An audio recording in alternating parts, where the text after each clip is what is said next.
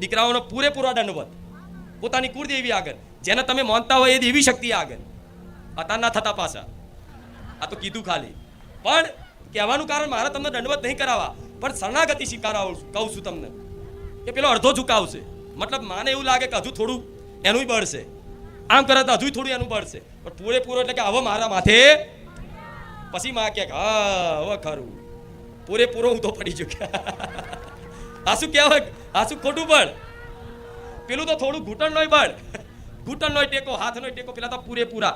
અને એ દંડવત પ્રણામમાં, એ દંડવત થવામાં હું એવું કહું છું ખાલી 2-5 મિનિટ આ યાદ રાખજો. દીકરા હોય કે દીકરી હોય, પોતાની કુળદેવી છે, પોતાના આરાધ્ય દેવ છે, ભગવાન રામચંદ્ર છે, ભગવાન કૃષ્ણ છે, ભગવાન મહાદેવ છે.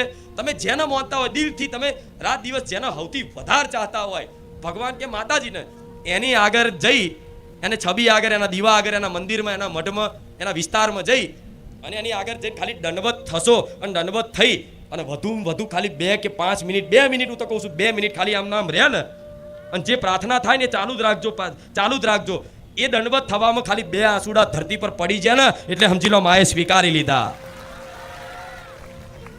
પણ ક્યારે થશે?